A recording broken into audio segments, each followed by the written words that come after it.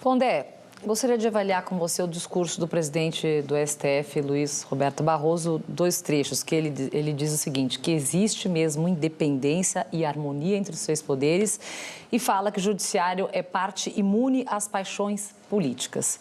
Você vê, será que é assim mesmo? Você vê dessa forma?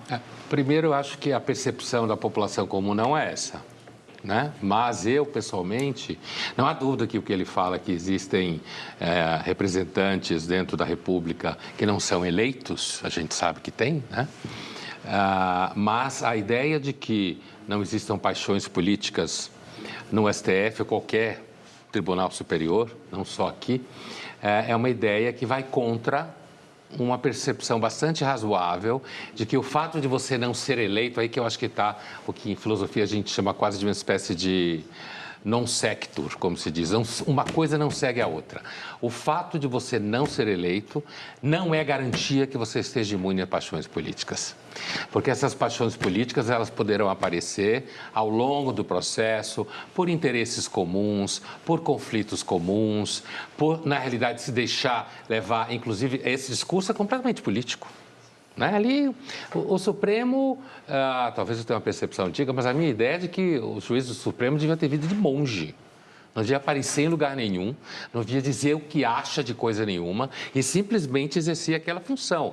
Então, não, eu acho que não há uma garantia, de forma nenhuma, o fato de não ser eleito não garante paixões políticas. Esse é um argumento que só engana quem não tem um pouco de repertório, né? Aliás, é o que nós estávamos conversando aqui, né, Vila? Esse tipo de cena, de postura, né, que a gente viu aqui hoje, não acontece em outros lugares do mundo, certo?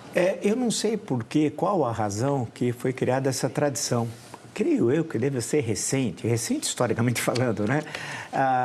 Eu não sei em que momento da República, assim, eu estou tentando puxar pela memória dos últimos 30, 40 anos, isso começou porque, em certo momento, isso inexistia. Na Primeira República, durante, evidentemente, o primeiro governo Vargas não tinha isso, durante a chamada República Populista também não tinha, durante o regime militar também não tinha, que eu me lembro. Eu acho que, em certo momento, não sei se foi a partir dos anos 90, não sei, teria de ver que isso transformou-se numa espécie de tradição recente.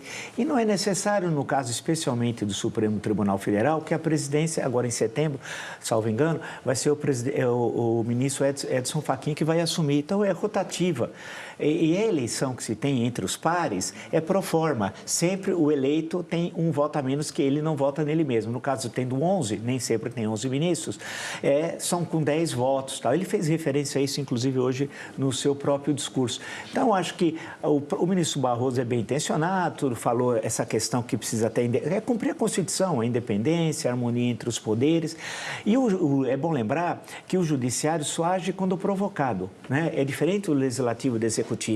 Então, muitas vezes, quando o legislativo faz críticas ao judiciário, é porque o legislativo não cumpriu suas atribuições legais. Por exemplo, na Constituição, quando tem depois um artigo, vírgula, segundo disposto na lei, cadê a lei? 40 anos depois não tem a lei. E, por fim, ele falou os não eleitos. O Brasil não acompanha quase nada. Nós somos um país um pouco dissociados das coisas. Eu acompanho o México até por uma série de razões, inclusive porque eu gosto muito da história mexicana. Lá está tendo uma discussão e vai ter eleição direta, agora em junho, por reforma constitucional de todos os membros do Poder Judiciário. E ninguém aqui fala nada, é como se estivesse falando em Marte. Foi o Musk, né, que diz que a humanidade vai para Marte, acho que ele, né? Então, ninguém sabe se é bom ou ruim, não sei. Se vai ter paixões políticas ou não, também não sei. Se a qualidade vai melhorar ou não, também não sei. Mas seria interessante nós acompanharmos esse processo e entender se isso é bom ou ruim. Eu sei que na tradição brasileira, por exemplo, de outros países, isso inexiste.